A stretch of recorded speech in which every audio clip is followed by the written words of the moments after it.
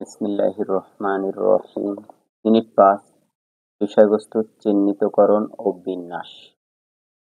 Selection and organization of content. ভূমিকা। শিক্ষাক্রমের লক্ষ্য ও উদ্দেশ্য নির্ধারণের পর এদেরকে সঠিকভাবে অর্জনের জন্য বিষয়বস্তুর যথাযথ নির্বাচন ও বিন্যাস করার প্রয়োজন হয়। বিষয়বস্তুই উদ্দেশ্য অর্জনের হাতিয়ার হিসেবে কাজ করে। কোনো কোনো শিক্ষাক্রমের উদ্দেশ্য অর্জনের জন্য বিষয়বস্তুর একটি তালিকা তৈরি করা হয়। এই বিষয়বস্তু নির্বাচনের কাজটি কোনো কমিটির মাধ্যমে করা হয়ে থাকে। বিষয়বস্তু কি? ইংরেজিতে কন্টেন্ট বা সাবজেক্ট ম্যাটার এ শব্দ দুটি ব্যবহৃত হয়। বাংলায় এর প্রতিশব্দ হচ্ছে বিষয়বস্তু। একটি মানবগোষ্ঠীর সমাজ, সংস্কৃতি ও সমাজের সদস্যদের দ্বারা সম্পাদিত কার্যাবলী পর্যবেক্ষণের মধ্য দিয়ে বিষয়বস্তু শনাক্ত করা যায়। শিক্ষার বিষয়বস্তুর নির্ধারণের মূল ভিত্তি হল শিক্ষাক্রমে প্রণীত উদ্দেশ্য। কারণ উদ্দেশ্য অর্জনের জন্যই বিষয়বস্তু নির্বাচন করা হয়। সেই সঙ্গে আর যেসব দিক বিবেচনা করতে হয় তা হল বিদ্যালয়ে প্রাপ্ত সুবিধাদি এবং শিক্ষকের যোগ্যতা ইত্যাদি। আলোচনার সুবিধার্থে বর্তমান ইউনিটটিকে ৪টি পাঠে উপস্থাপন করা হয়েছে। এই পাঠগুলো হল: পাঠ ৫-১ বিষয়বস্তু নির্বাচন, পাঠ ৫-২ বিষয়বস্তু বিন্যাস প্রক্রিয়া, পাঠ ৫-৩ বিষয়বস্তু চয়নের আধুনিক নির্ণায়ক, পাঠ ৫-৪ বিষয়বস্তু বিন্যাসের অনুসৃত নীতি। পাঠ ৫-১ বিষয়বস্তু নির্বাচন, সিলেকশন অফ কন্টেন্ট। উদ্দেশ্য: এই পাঠ অধ্যয়ন শেষে আপনি বিষয়বস্তুর শ্রেণীবিভাগ করতে পারবেন, শিক্ষাক্রম প্রণয়নে বিষয়বস্তু নির্বাচনের মূলনীতি বর্ণনা করতে পারবেন, বিষয়বস্তু চিহ্নিতকরণের নির্ণায়কগুলো শনাক্ত করতে পারবেন এবং বিষয়বস্তু চিহ্নিতকরণ ও বাছাইকরণের সার্বজনীন নির্ণায়কগুলো উল্লেখ করতে পারবেন। বিষয়বস্তু নির্বাচন ও বিন্যাস। যে কোনো শিক্ষাক্রমের লক্ষ্য ও উদ্দেশ্য চয়নের পর এদেরকে অর্জনের জন্য বিষয়বস্তু নির্বাচন ও বিন্যাস করা হয়। এ নির্বাচিত বিষয়বস্তু প্রণীত উদ্দেশ্য অর্জনের বাহক হিসেবে কাজ করে। বিষয়বস্তুকে শিক্ষার্থীর জ্ঞান, দক্ষতা, মনোভাব ও মূল্যবোধ হিসেবে বর্ণনা করা যায়। তাই এগুলোর মাধ্যমে শিক্ষার্থীর আচরণের পরিবর্তন ঘটে, আর এভাবেই শিখনের উদ্দেশ্য অর্জিত হয়। তবে বিষয়বস্তু নির্বাচনে কোনো সুনির্দিষ্ট নির্ণায়ক নেই। কোনো কোনো শিক্ষাক্রমের উদ্দেশ্য অর্জনের জন্য বিষয়বস্তুর একটি তালিকা তৈরি করা হয়। আবার কোনো কোনো ক্ষেত্রে শিক্ষাক্রমের বিষয়বস্তুর একটি বিশদ তালিকা ধারাবাহিকভাবে তৈরি করা হয়। আবার কোনো ক্ষেত্রে এ বিষয়বস্তু নির্বাচনের বিষয়টি কোনো একটি কমিটি নিয়োগের মাধ্যমে করা হয়। বর্তমান শিক্ষাক্রম বিশেষজ্ঞগণ স্ট্রাকচার অফ ডিসিপ্লিন সম্পর্কে বলে থাকেন। ওয়ার ১৯৬৪ এর মতে স্ট্রাকচার অফ ডিসিপ্লিন হল: ক. জ্ঞান কোনো বিষয়ে যেভাবে উন্নয়ন এবং বিন্যস্ত হয়েছে। খ. কোনো বিষয় অনুসন্ধানের জন্য বৈজ্ঞানিক পদ্ধতি তথা একাধিক মৌলিক পদ্ধতি বা কৌশল ব্যবহারের মাধ্যমে আহরিত জ্ঞান কোনো বিষয়ের আওতাভুক্ত হবে তা চিহ্নিত করা। গ. কোনো বিষয়ের অধীনে বিভিন্ন প্রবন্ধের কাঠামোতে ব্যবহৃত একগুচ্ছ মৌলিক ধারণা। বিষয়বস্তুর শ্রেণীবিভাগ। বিষয়বস্তু অনেক ধরনের হতে পারে, যেমন সাধারণ, জেনারেল, যেমন অর্থনীতি, ইতিহাস, জড়বিজ্ঞান ইত্যাদির বিষয়বস্তু। বিশেষ বা স্পেশাল। সাধারণ বিষয় ছাড়াও বিভিন্ন ধরনের বিষয়বস্তু রয়েছে যা সমাজের বিশেষ বিশেষ কাজ সম্পাদনের জন্য সমাজের বিশেষ বিশেষ সদস্যরা ব্যবহার করে, যেমন মানসিক ও শারীরিক প্রতিবন্ধীদের এবং অন্ধদের জন্য প্রণীত শিক্ষার বিষয়বস্তু। বর্ণনাধর্মী, ডেসক্রিপটিভ, তত্ত্ব, নীতিমালা ইত্যাদি নিয়ে রচিত বর্ণনাধর্মী পাঠ্যপুস্তক ও অন্যান্য বই তথ্য নির্ভর বিষয়বস্তুতে ভর্তি থাকে। বর্ণনামূলক নীতি হচ্ছে আইন, নিয়ম, বৈজ্ঞানিক সূত্র ও তত্ত্ব, যেমন বস্তুর অবিনাশিকতাবাদ, ধর্মের বিধি-বিধান, নাগরিকের দায়িত্ব ও কর্তব্য ইত্যাদি। মানদণ্ড নির্ভর, নরমেটিভ, অন্য ব্যক্তি আপনার সাথে যেরকম ব্যবহার করবে বলে আপনি আশা করেন, আপনিও অন্যদের সাথে সেরকম ব্যবহার করুন। এই নিয়ম বা নীতি মানদণ্ড নির্ভর বিষয়বস্তু এর উদাহরণ। বিষয়বস্তু নির্বাচনের মূলনীতি। শিক্ষাক্রমের মৌলিক কাঠামো, বেসিক স্ট্রাকচার, ধারণা, নীতি এবং সম্পর্ক যেন বিষয়বস্তুর মধ্যে প্রতিফলিত হয়। বিষয়বস্তু শিক্ষার উদ্দেশ্যের সঙ্গে সম্পর্কযুক্ত হতে হবে। সেজন্য বিষয়বস্তু উদ্দেশ্য ম্যাট্রিক্স, অবজেক্টিভ কন্টেন্ট ম্যাট্রিক্স ব্যবহার করে বিষয়বস্তু নির্বাচন করলে এ বিষয়ে নিশ্চিত হওয়া যায়। শিক্ষার্থীর চাহিদা, আগ্রহ ও সামর্থ্যের দিকে লক্ষ্য রেখে বিষয়বস্তু নির্বাচন করতে হয়। শিক্ষার্থীর ভবিষ্যৎ জীবনের উপযুক্ত বৃত্তি নির্বাচনের সুযোগের দিকে খেয়াল রেখে বিষয়বস্তু নির্বাচন করতে হবে। বিষয়বস্তু নির্বাচনের সময় সমাজের প্রয়োজন বিবেচনায় রাখতে হবে। বিষয়বস্তু নির্বাচনে নমনীয় হওয়া উচিত। পরিবর্তনশীল যুগের সঙ্গে তাল মিলিয়ে বিষয়বস্তুকে পরিবর্তন ও পরিমার্জন করতে হয়। বিষয়বস্তুকে যেন বিচ্ছিন্ন জ্ঞান না মনে হয় সেরকম ভাবে নির্বাচন করতে হবে। সমন্বয় ও অনুবন্ধ রচনা করে শিক্ষাদানের সুযোগ বিষয়বস্তুর মধ্যে সন্নিবেশ করতে হবে। নির্দিষ্ট সময়সীমার মধ্যে যেন শিক্ষাদান করা সম্ভব হয় সেরকম ভাবে বিষয়বস্তুর পরিসর নির্ধারণ করতে হবে। অবসর সময়ে গঠনমূলক, সৃজনশীল, আনন্দদায়ক কাজে কাটানোর মতো সুযোগ শিক্ষাক্রমে থাকা উচিত। বিভিন্ন বিষয়গুলো এমনভাবে সংযোজন করতে হবে যেন বিষয়বস্তুর মধ্যে আন্তর্জাতিকতাবোধ বিকাশের সুযোগ থাকে। বিষয়বস্তু নির্ধারণের নির্ণায়ক সমূহ। শিক্ষাক্রমে বিষয়বস্তুর চয়ন, নির্ধারণ সম্পর্কে বিভিন্ন শিক্ষাবিদ বিভিন্ন ধরনের পদ্ধতি, প্রক্রিয়া অথবা নির্ণায়ক বা মানদণ্ড ব্যবহার করেছেন। দেশে ও বিদেশে শিক্ষাক্রমের বিষয়বস্তু নির্বাচনে বর্তমানে যেসব বহুল প্রচলিত মানদণ্ড ব্যবহৃত হচ্ছে এর মধ্যে উল্লেখযোগ্য কয়েকটি হলো: ইল্লাতাবা 1962 শিক্ষাক্রমের বিষয়বস্তু ও শিখন অভিজ্ঞতা নির্বাচনের জন্য কতগুলো গুরুত্বপূর্ণ নির্ণায়ক বা ক্রাইটেরিয়া শনাক্ত করেন। শিক্ষাক্রম উন্নয়নের সময় এই নির্ণায়কগুলোর আলোকে বিষয়বস্তু নির্বাচন করা উচিত। নিম্নে নির্ণায়কগুলো উল্লেখ করা হলো: ক. বিষয়বস্তুর যথার্থতা ও গুরুত্ব। Validity and significance of content. বিষয়বস্তুর মধ্যে সাময়িক বৈজ্ঞানিক জ্ঞানের প্রতিফলন থাকতে হবে। মৌলিক ধারণা, নীতি ও সূত্র সন্নিবেশ করতে হবে। একেই বার্নার বিষয়বস্তুর গঠন বা structure of the subject matter বলেছেন। ক. সামাজিক বাস্তবতার সাথে সামঞ্জস্যপূর্ণ। Consistency with social reality. বিষয়বস্তু সংশ্লিষ্ট দেশ, সমাজ ও তার সংস্কৃতির সাথে সঙ্গতিপূর্ণ করে নির্বাচন করতে হবে। শিশু যে জগৎ ও পরিবেশে বাস করে তার প্রতিফলন যেন বিষয়বস্তুর মধ্যে থাকে। ক. বিষয়বস্তুর প্রসার ও গভীরতার মধ্যে ভারসাম্য। Balance of breadth and depth. বিষয়বস্তুর প্রসার ও গভীরতার মধ্যে ভারসাম্য রাখা উচিত। মৌলিক নীতি ও ধারণাসমূহ যেন শিক্ষার্থীরা ভালোভাবে বুঝতে পারে সেদিকে দৃষ্টি দেওয়া প্রয়োজন। ঘ. ব্যাপক উদ্দেশ্য অর্জনের ব্যবস্থা। Provision of wide range of object. শুধুমাত্র জ্ঞানমূলক উদ্দেশ্য অর্জনের জন্য বিষয়বস্তু নির্বাচন করা যাবে না। শিক্ষাক্রমের দ্বারা শিক্ষার্থীর উপযুক্ত দক্ষতা ও দৃষ্টিভঙ্গির পরিবর্তন যেন করা যায় সেদিকে খেয়াল রাখতে হবে। শিক্ষার্থীর শিখন সামর্থ্য এবং অভিযোজ্যতা। Learnability and adaptability of the students. শিক্ষার্থীর অভিজ্ঞতা ও সামর্থ্যের সাথে সঙ্গতি রেখে শিক্ষাক্রমের বিষয়বস্তু নির্বাচন করতে হবে। শিক্ষার্থী যেন সহজেই বিষয়বস্তু আয়ত্ত করতে পারে এবং শিখন নতুন ক্ষেত্রে প্রয়োগ করতে পারে সেদিকে খেয়াল রাখতে হবে। জ. শিক্ষার্থীর চাহিদা ও আগ্রহ অনুসারে বিষয়বস্তুর উপযুক্ততা। appropriateness to the needs and interest of the students. এখানে শিক্ষার্থীর চাহিদা বলতে বিভিন্ন সামাজিক ও মানসিক চাহিদার কথা বোঝানো হয়েছে। মনোবিজ্ঞানীরা শিশুর চাহিদা ও আগ্রহ নিয়ে অনেক গবেষণা করেছেন। বিষয়বস্তু নির্বাচনের সময় সেগুলো বিচার বিবেচনা করে সিদ্ধান্ত নিতে হবে। লেভি বিষয়বস্তু নির্বাচনে ভাব বস্তু ভিত্তিক এক সেট নির্ণায়ক উদ্ভাবন করেন। তা হল: ক. উচ্চতর শিক্ষার ভিত্তি। খ.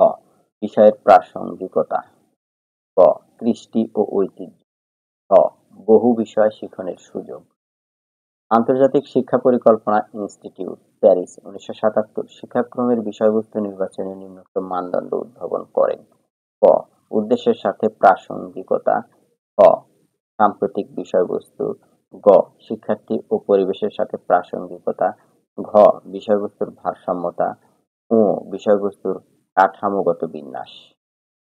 ইউনেস্কো, ব্যাংকক, 1983 শিক্ষাক্রমের বিষয়বস্তু নির্ধারণের এক সেট মানদণ্ড চিহ্নিত করেছে। ক. বিষয়বস্তু উদ্দেশ্যের সাথে সঙ্গতিপূর্ণ হতে হবে। খ. বিষয়বস্তুকে সামগ্রিক বিষয়ের প্রতিনিধিত্বমূলক হতে হবে। গ. বিষয়বস্তুর ব্যবহারিক মূল্য থাকবে। ঘ. বিষয়বস্তু যুক্তিযুক্ত বিন্যস্ত হবে। দিল্লি বিশ্ববিদ্যালয় বিষয়বস্তু চয়নে একগুচ্ছ নির্ণায়ক উদ্ভাবন করে, তা হল: ক. উদ্দেশ্যের সঙ্গে সঙ্গতিপূর্ণ। খ. বিষয়বস্তুর সমকালীনতা। গ. শিক্ষার্থী ও পরিবেশের সঙ্গে সঙ্গতিপূর্ণ। ঘ. বিষয়বস্তুর ভারসাম্যতা। ও. শিখন অভিজ্ঞতা লাভের সুযোগ। চ. ব্যবহারের উপযোগিতা। দত্ত, 1984 বিষয়বস্তু চয়নে 4টি নির্ণায়ক প্রস্তাব করেছেন। সেগুলো হলো: ক. বিষয়বস্তুর চয়ন সুবিন্যস্ত ও অনুসন্ধিৎসু হবে। খ. বিষয়বস্তুর সমগ্র বিষয়ের প্রতিনিধিত্বমূলক হবে। গ. বিষয়বস্তু অনুসন্ধানমূলক হবে। ঘ. বিষয়বস্তু শিক্ষার্থীর কল্পনা শক্তি বিকাশে সহায়ক হবে।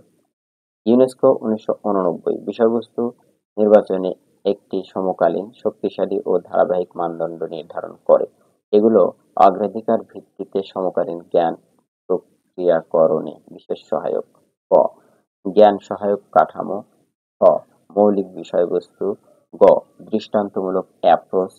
খ. প্রায়োগিক পদ্ধতির ব্যবহার। ও. উদ্দেশ্যভিত্তিক বিষয়বস্তুর ছাঁচ। পাঠোত্তর মূল্যায়ন 5-1। বহুনির্বাচনী প্রশ্ন 1। মানসিক ও শারীরিক প্রতিবন্ধীদের জন্য প্রণীত বিষয়বস্তু কোন ধরনের বিষয়বস্তুর আওতায় পড়ে? 1 খ. বিশেষ। হিল্ডা তাবা বিষয়বস্তু নির্ধারণে কোন নির্ণায়কটির উপর গুরুত্ব দিয়েছেন? 2 গ. সামাজিক বাস্তবতা। সংক্ষিপ্তোত্তরমূলক প্রশ্ন 1। বিষয়বস্তু নির্বাচনের কোন সুনির্দিষ্ট নির্ণায়ক নাই কেন? 2. স্ট্রাকচার অফ ডিসিপ্লিন বলতে কি বোঝায়? 3. বিষয়বস্তুর শ্রেণীবিভাগ আলোচনা করুন। 4. ইউনেস্কো, ব্যাংকক কর্তৃক চিহ্নিত বিষয়বস্তু নির্ধারণের মানদণ্ডগুলো উল্লেখ করুন। 5. শিক্ষার্থীর আগ্রহ ও চাহিদার সাথে বিষয়বস্তুর সম্পৃক্ততার প্রয়োজনীয়তা কি? রচনামূলক প্রশ্ন 1। বিষয়বস্তু নির্বাচনে মূলনীতিগুলো ব্যাখ্যা করুন। বিষয়বস্তু চিহ্নিতকরণের নির্ণায়কগুলো উল্লেখ করুন। পাঠ 5-2 বিষয়বস্তুর বিন্যাস প্রক্রিয়া। Organization of content. উদ্দেশ্য: এ পাঠ অধ্যয়ন শেষে আপনি বিষয়বস্তু বিন্যাসের প্রক্রিয়া ব্যাখ্যা করতে পারবেন। বিষয়বস্তুর বিন্যাস সম্পর্কে কয়েকজন শিক্ষাক্রম বিশেষজ্ঞের অভিমত বর্ণনা করতে পারবেন। বিষয়বস্তু বিন্যাসের প্রধান দিকগুলো চিহ্নিত করতে পারবেন এবং ধারাবাহিকতা, অনুক্রম, অখণ্ডতা ও পুনরাবৃত্তি ব্যাখ্যা করতে পারবেন। বিষয়বস্তুর বিন্যাস: বিষয়বস্তু চিহ্নিত করার পর পরবর্তী কাজ হলো এগুলো একটি সুনির্দিষ্ট প্রক্রিয়া অনুসরণে বিন্যাস করা। শিক্ষাক্রমের উদ্দেশ্য অর্জনের বাহন হলো বিষয়বস্তু, আর এর বিন্যাস হলো ধারাবাহিকভাবে উদ্দেশ্য অর্জনের পদ্ধতিগত প্রক্রিয়া। শিক্ষাবিদগণ বিভিন্ন দৃষ্টিকোণ থেকে বিচার বিশ্লেষণ করে নানা রকম প্রক্রিয়ায় বিষয়বস্তু বিন্যাসের কথা বলেছেন।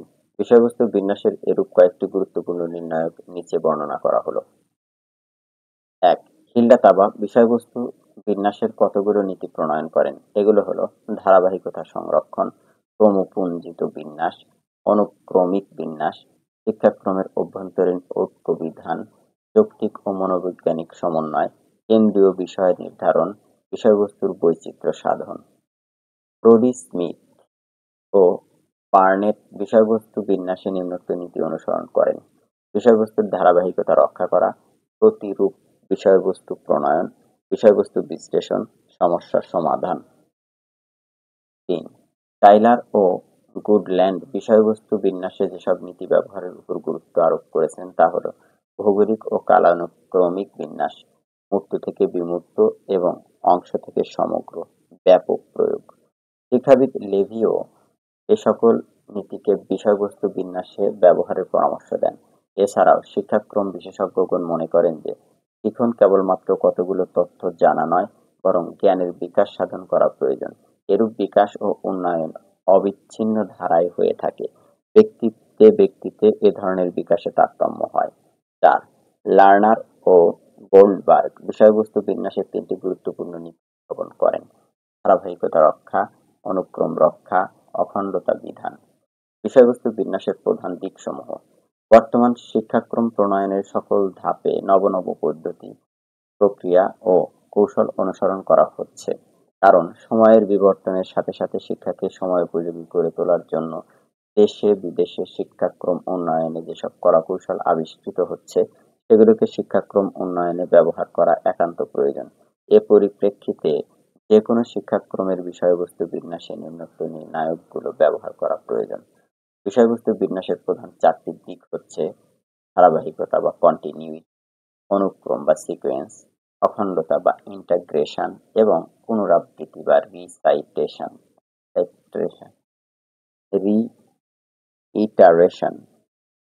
এ চারটি দিকের মধ্যে পারস্পরিক সম্পর্ক রয়েছে। ধারাবাহিকতা, কন্টিনিউইটি।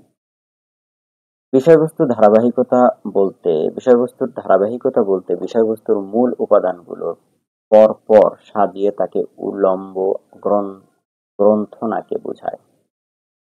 যেমন মানব জীবন প্রবাহ উপস্থাপনের ধারাবাহিকতা হবে মাতৃগর্ভে ভ্রূণের ক্রমবিকাশের বিভিন্ন পর্যায়: শৈশবকাল, বাল্যকাল, কৈশোর, যৌবন ও বার্ধক্য।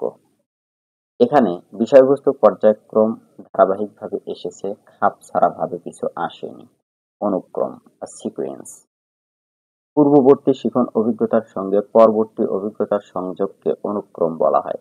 বস্তুত একটি অভিজ্ঞতা লাভ করার পর সেই অভিজ্ঞতার উপর নির্ভর করে আরও ব্যাপক ও জটিলতার অভিজ্ঞতা আমরা লাভ করি। এভাবে একটি অভিজ্ঞতার সাথে অন্য অভিজ্ঞতার যে যোগ থাকে তাকে অনুক্রম বলে। অনুক্রমে বিষয়বস্তুর ধারাবাহিকতা বিন্যাস করা হয়। উদাহরণ: বায়ুর তাপমাত্রার সাথে বায়ুর চাপের সম্পর্ক, বায়ুর চাপের সাথে বায়ুর ঘনত্বের সম্পর্ক ইত্যাদি। অখণ্ডতা, ইন্টাগ্রেশন: বিষয়বস্তুর অখণ্ডতা অভিজ্ঞতার আনুভূমিক সম্পর্ককে বলা হয়।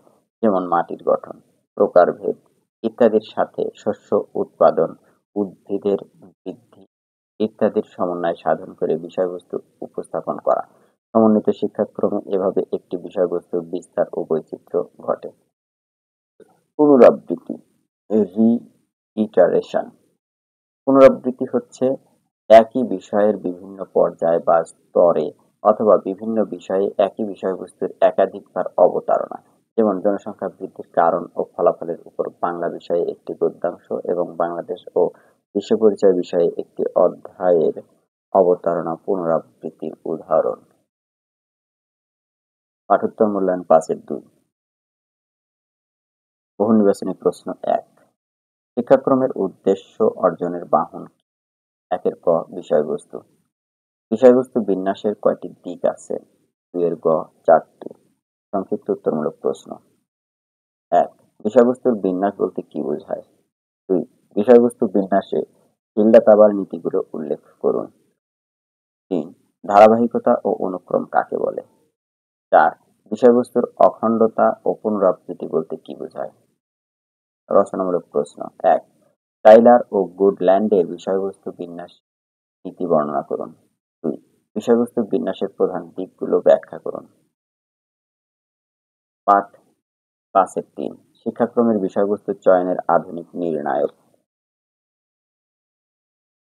Modern criteria for selection of content of curriculum. উদ্দেশ্য: এই পাঠ অধ্যয়ন শেষে আপনি বিষয়বস্তু চয়নের আধুনিক নির্ণায়ক উল্লেখ করতে পারবেন, বিষয়বস্তু চয়নের আধুনিক নির্ণায়কগুলো ব্যাখ্যা করতে পারবেন এবং বিষয়বস্তু চয়নের নির্ণায়কগুলোর প্রয়োজনীয়তা বর্ণনা করতে পারবেন। বিষয়বস্তু চয়নের আধুনিক নির্ণায়ক। আধুনিককালে শিক্ষাক্রম বিশেষজ্ঞগণ বিষয়বস্তু চয়নে ৭টি নির্ণায়ক ব্যবহার করার পক্ষপাতী। এই নির্ণায়কগুলোর আলোকে শিক্ষার বিষয়বস্তু চয়ন করা যায়। এ পাঠে আমরা বিষয়বস্তু নির্ণয়ের এই আধুনিক নির্ণায়কগুলো সম্পর্কে জানব। অসক্ষমতা। বিষয়বস্তু চয়নের অন্যতম উদ্দেশ্য হবে শিক্ষার্থীদের পর্যাপ্ত সক্ষমতা অর্জনে সহায়তা করা। কেপলার 1970। যদিও শিখন চেষ্টা করে কম শিখন প্রয়াস এবং শিক্ষাগত সম্পদ ব্যবহার করে শিক্ষার্থীরা যাতে বেশি ভালো ফলাফল পায়, তারা শিখন ফলের সাথে কার্যকরভাবে খাপ খাওয়াতে পারে। এই নির্ণায়ক বোঝাচ্ছে যে শিক্ষার্থীদের পরীক্ষা, পর্যবেক্ষণ এবং হাতে কলমে কাজ করার সুযোগ দিতে হবে। এই পদ্ধতি তাদের স্বাধীনভাবে শিখতে অনুমতি দেয়। তাৎপর্যপূর্ণ বিষয়বস্তু তাৎপর্যপূর্ণ হতে হবে যদি তা নির্বাচিত এবং শিখন কার্যক্রম, দক্ষতা, প্রক্রিয়াসমূহ এবং মনোভাব উন্নয়নের জন্য সংগঠিত করা হয়। এটা শিখনের তিনটি ক্ষেত্র যেমন জ্ঞানগত, আবেগিক এবং মনোপেশিজ দক্ষতাসমূহের উন্নতি সাধন করে এবং শিক্ষার্থীর সাংস্কৃতিক দিকগুলো বিবেচনা করে। বিশেষ করে যদি শিক্ষার্থীরা বিভিন্ন সাংস্কৃতিক পরিমণ্ডলের হয়, তাহলে বিষয়বস্তু অবশ্যই সংস্কৃতি সংবেদী হতে হবে। সংক্ষেপে, এমন বিষয়বস্তু নির্বাচন করতে হবে যা শিক্ষাক্রমের সম্পূর্ণ লক্ষ্য অর্জন করতে পারবে। যথার্থতা যথার্থতা নির্বাচিত বিষয়বস্তুর বিশ্বাসযোগ্যতা বা সত্যতাকে নির্দেশ করে। নিশ্চিত হতে হবে যে বিষয়গুলো পুরানো বা বাতিল নয়। উদাহরণস্বরূপ বলা যায় যে বর্তমান যুগে একজন কলেজ শিক্ষার্থীর জন্য টাইপরাইটিং দক্ষতা অন্তর্ভুক্ত করলে চলবে না। এটা হতে হবে কম্পিউটার অথবা তথ্য ও যোগাযোগ প্রযুক্তি আইসিটি। এভাবে নিয়মিত শিক্ষাক্রমের বিষয়বস্তু পরীক্ষা করা এবং প্রয়োজনে পরিবর্তন করা দরকার। 5 বছর পর্যন্ত এজন্য অপেক্ষা করা উচিত নয়। আধুনিক শিক্ষাক্রম বিশেষজ্ঞরা শিক্ষাক্রমের সমকালীন চাহিদা, প্রাসঙ্গিকতা এবং যথার্থতা অনুসরণ করা না হলে স্কুল অথবা দেশ অচল হয়ে যাবে বলে মত প্রকাশ করেন। আগ্রহ এই নির্ণায়কটি শিক্ষার্থী কেন্দ্রিক শিক্ষাক্রমের জন্য সত্য। শিক্ষার্থীরা তখনই প্রকৃতপক্ষে ভালোভাবে শিখতে পারে যখন বিষয়বস্তু তাদের কাছে অর্থপূর্ণ হয়, আর তা অর্থপূর্ণ তখনই হয় যখন তারা তাতে আগ্রহ খুঁজে পায়। কিন্তু শিক্ষাক্রম যদি বিষয়কেন্দ্রিক হয়, শিক্ষকদের সযত্নে সময়সূচি শেষ করার এবং শুধু বইয়ে যা আছে তা শেখানো ছাড়া উপায় থাকে না। কেন অনেকেই কোনো বিষয়ে ফেল করে তা বোঝা যায় এর মাধ্যমে। উপযোগিতা আরেকটি নির্ণায়ক হচ্ছে বিষয়বস্তুর উপযোগিতা। শিক্ষার্থীরা মনে করে যে কোনো একটি বিষয়বস্তু বা কিছু বিষয় তাদের জন্য গুরুত্বপূর্ণ নয়। তারা এটা অদরকারি মনে করে, ফলে তারা তা পড়ে না। এখানে শিক্ষার্থীদের মনে প্রায়ই কিছু জিজ্ঞাসা আসে, এটা কি আমার চাকরিতে প্রয়োজন হবে? এটা কি আমার জীবনে কাজে আসবে? এটা কি আমার দক্ষতার উন্নয়ন করতে পারবে? এটা কি আমার সমস্যা সমাধান করতে পারবে? এটা কি পরীক্ষার অংশ?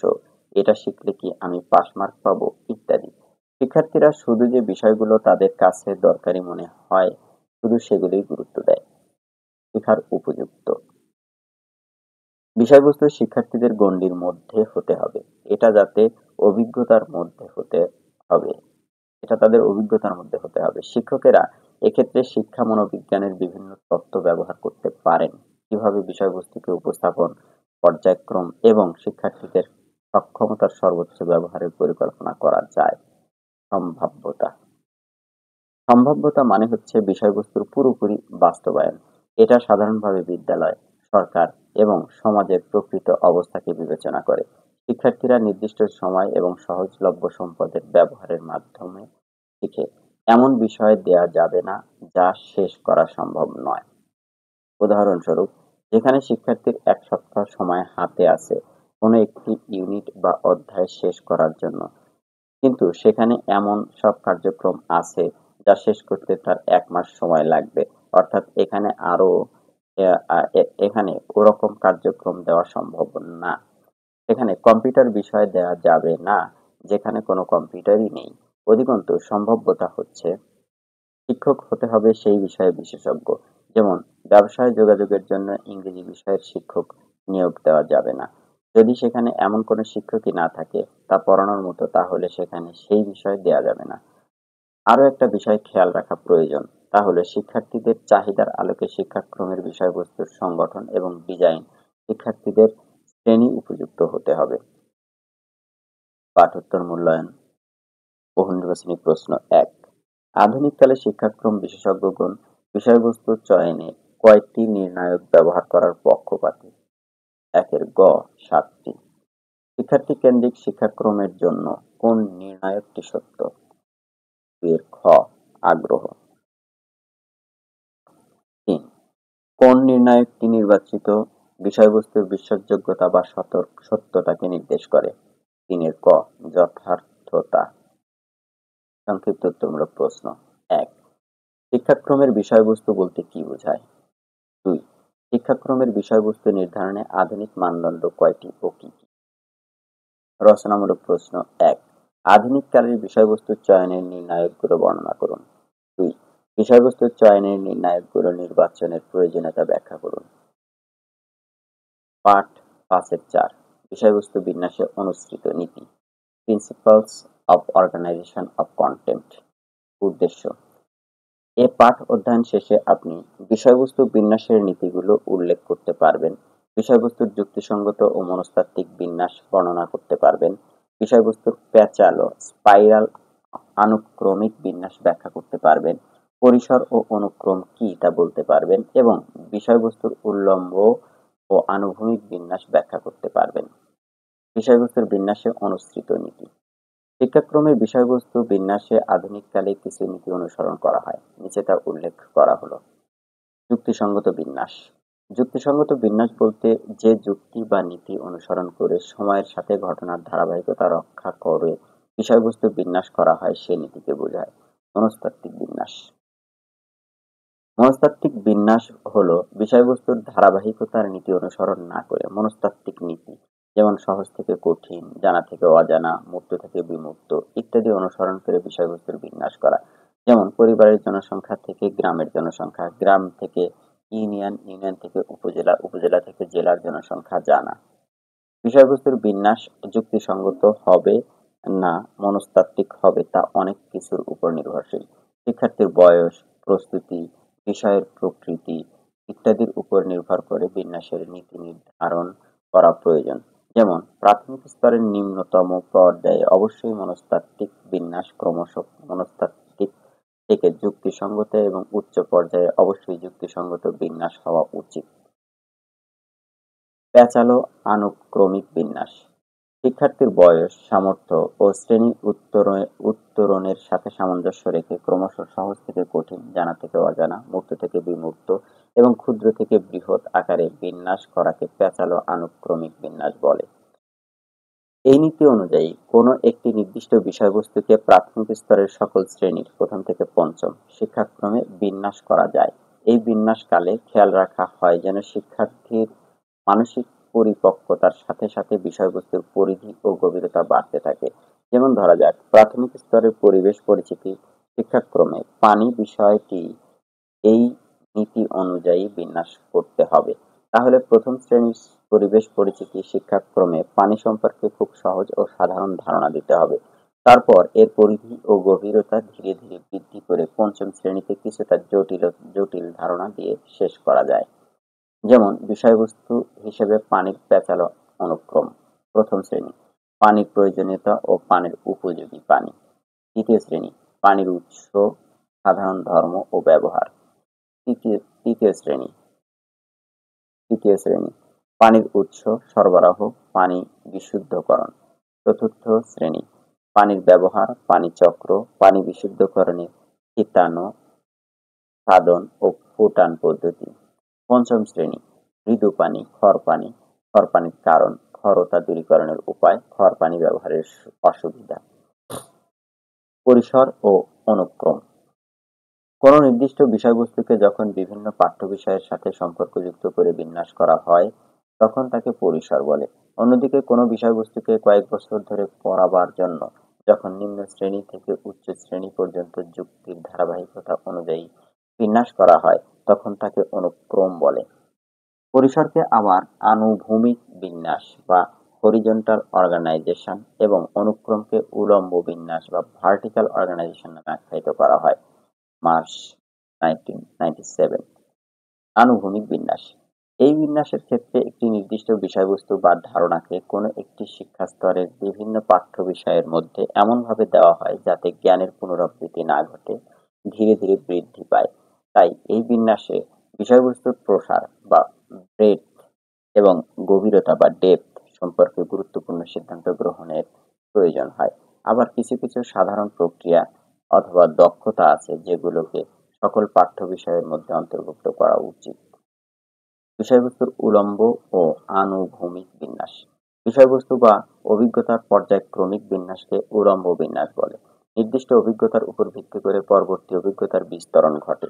একটি অভিজ্ঞতা অন্য যেসব অভিজ্ঞতার উপর নির্ভরশীল, ওই অভিজ্ঞতাসমূহ প্রথমে দিয়ে পরে অন্যগুলো দেওয়া। অন্য কথায়, অভিজ্ঞতার পর্যায়ক্রমিক বিন্যাসকে উলম্ব বিন্যাস বলে।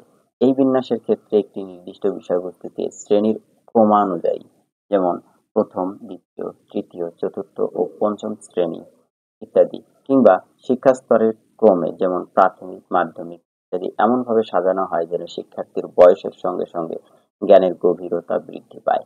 এছাড়া কোনো বিষয়বস্তুকে সহজ করে শিক্ষাদানের জন্য যুক্তির ধারাবাহিকতা অনুযায়ী বিন্যস্ত করার চেষ্টা করাও এর উদ্দেশ্য। সেক্ষেত্রে কোন বিষয়টি আগে এবং কোনটি পরে শেখানো হবে সে ব্যাপারে সিদ্ধান্ত গ্রহণ করতে হয়। এই বিন্যাসের ক্ষেত্রে বিষয়বস্তুর পুনরাবৃত্তি, প্রসার ও গভীরতা সম্পর্কে বিচার বিবেচনার প্রয়োজন হয়। এখানে একটি বিষয় নিশ্চিত হওয়া প্রয়োজন যেন শিক্ষার্থীরা শিক্ষাক্রমের মাধ্যমে পুঞ্জীভূত বা কমুলেটিভ জ্ঞান ও অবিচ্ছিন্ন শিখন লাভ করতে সক্ষম হয়। বিষয়বস্তু বিন্যাসের কয়েকটি ঐতিহ্যগত নীতি হলো: সহজ থেকে জটিল, যেমন বিদেশি ভাষা শিক্ষা; সমগ্র থেকে অংশ, যেমন ভূগোল; কালক্রম অনুসারে ঘটনার বিন্যাস, যেমন ইতিহাস; বর্তমান থেকে অতীত; মুক্ত থেকে বিমুক্ত; সমকেন্দ্রিক নীতি বা প্যাঁচানো নীতি অনুযায়ী বিন্যাস। পাঠোত্তর মূল্যায়ন ৫-৪। বহু নির্বাচনী প্রশ্ন ১। কোনো নির্দিষ্ট বিষয়বস্তুকে যখন বিভিন্ন পাঠ্য বিষয়ের সাথে সম্পর্কযুক্ত করে বিন্যাস করা হয় তখন তাকে বলে। ১-এর ঘ পরিসর। ২. বিষয়বস্তু বা অভিজ্ঞতার পর্যায়ক্রমিক বিন্যাসকে বলে। ২-এর গ উলম্ব বিন্যাস। সংক্ষিপ্ত উত্তরমূলক প্রশ্ন: বিষয়বস্তু বিন্যাসের নীতিগুলো উল্লেখ করুন। ২. পরিসর ও অনুক্রম কি? ৩. বিষয়বস্তুর বিন্যাস কিসের উপর নির্ভর করে? রচনামূলক প্রশ্ন: ১. বিষয়বস্তু বিন্যাসের প্রধান দিকগুলো বিবৃত করুন। ২. বিষয়বস্তুর যুক্তিসঙ্গত ও মনস্তাত্ত্বিক বিন্যাস ব্যাখ্যা করুন। ৩. প্যাঁচালো আনুক্রমিক বিন্যাস বর্ণনা করুন। ৪. বিষয়বস্তুর উলম্ব ও আনুভূমিক বিন্যাস ব্যাখ্যা করুন। Thanks for patient listening. জাযাকুমুল্লাহু খায়রান।